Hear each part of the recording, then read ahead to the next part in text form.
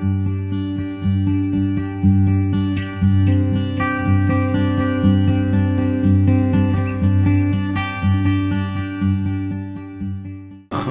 Tony Melucci, and I'm another pigeon fancier and another human being, simple as that.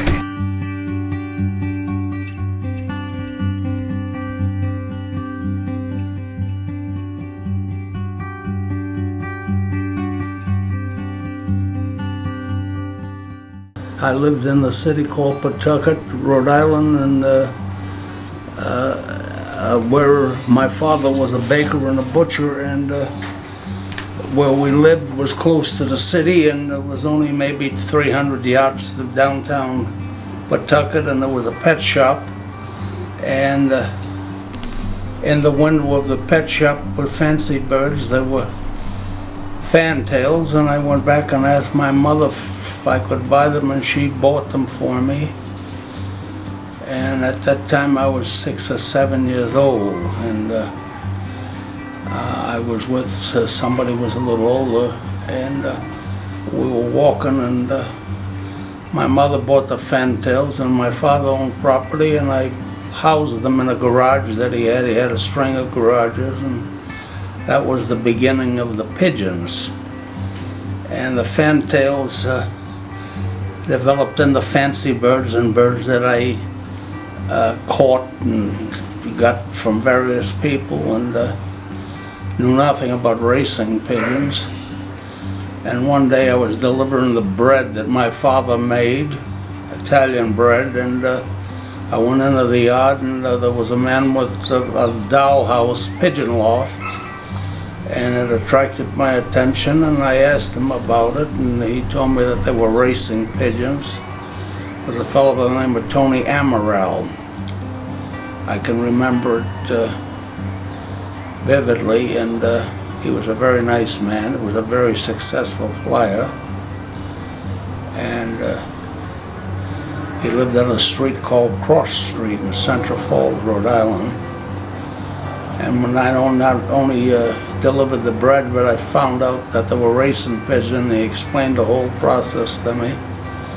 And another date, I went back there by bicycle, and I purchased a few birds from him for very minimal money.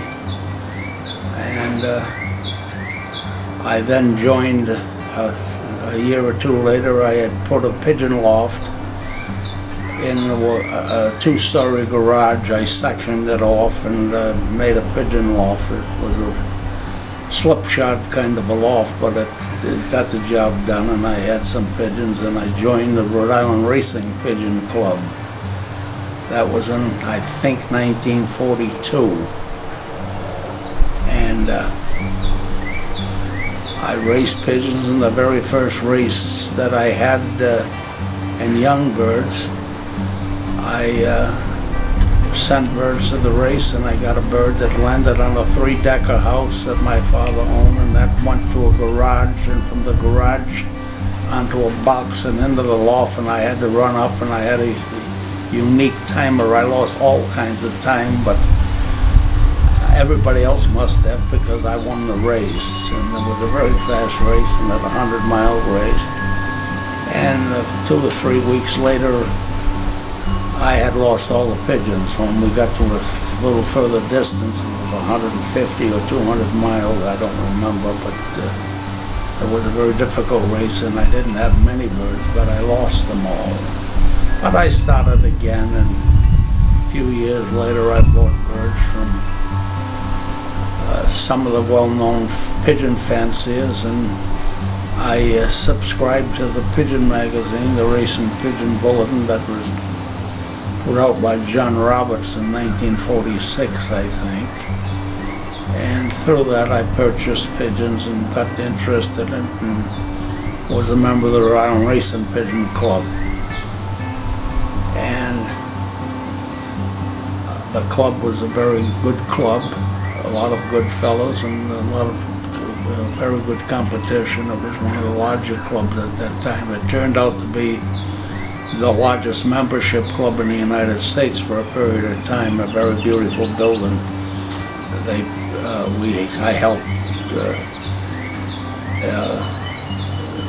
get the financial help that it needed, and they established this building that was very, very nice. And at one time, I think the best club in America. It had the most members. We had 165 members in those days, and we flew a lot. Good racing. It was a very good distance area. And later on the years, I imported birds from Europe, many birds from Europe. I made many trips to Europe in my life. I got friendly with many people there, and it was like a second home to me. But in the 50s, I flew the racehorses and went into that. Still had the pigeons, but had somebody working for me who took care of them. But one of the people that was taking care of my birds for me became ill, and he asked if he could put the pigeons in his yard. And I said certainly. That saved him about an hour's traveling each day. So I placed him there. His name was Anthony Ruffino, and he was a pigeon fancier, a very successful one. And he worked for me and took care of the birds when I had the horses, and I was traveling a lot. But in the process, I got to importing pigeons and doing auctions for the Belgian people, some of the Dutch people also. And I did local auctions.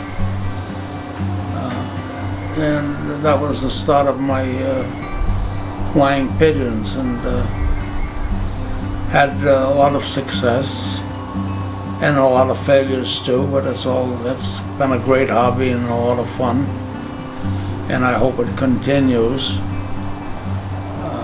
You tell me about the young fellows that you have out in Minnesota, and I hope that it continues that way. They'll be the backbone of the game someday.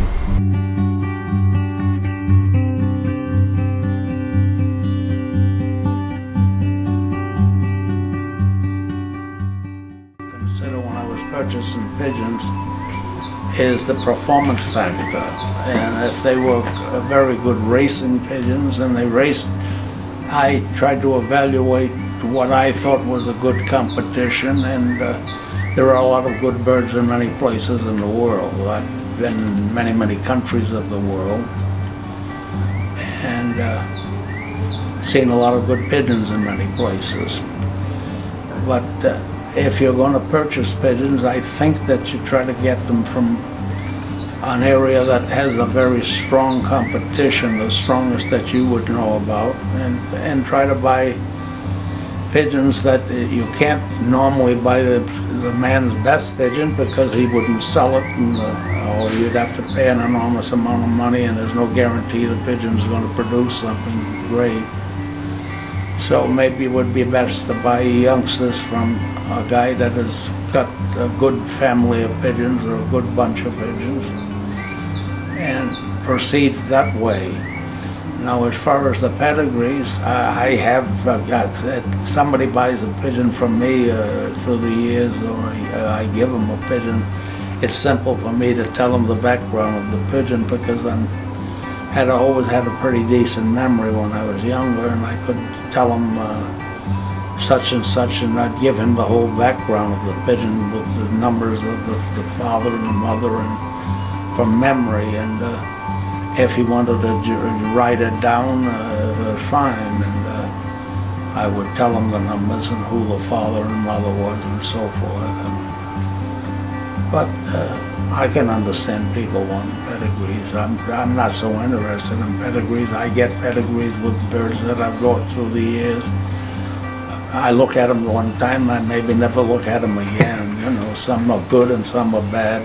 Having a pedigree is not a bad idea, but it's mostly wanted by people who are in the business to sell pigeons, and it helps them sell pigeons, and I'm not opposed to that.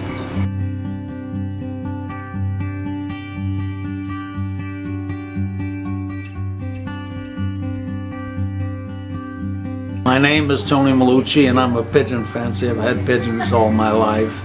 It's a great hobby and it's a great sport for everybody, and take it as a sport and then enjoy it and be a good winner and a good loser and enjoy everything you do. And if you're fortunate enough to meet a girl like my wife, then you'll be lucky, and she helps me out tremendously, and without her today I wouldn't be able to do the things that I do.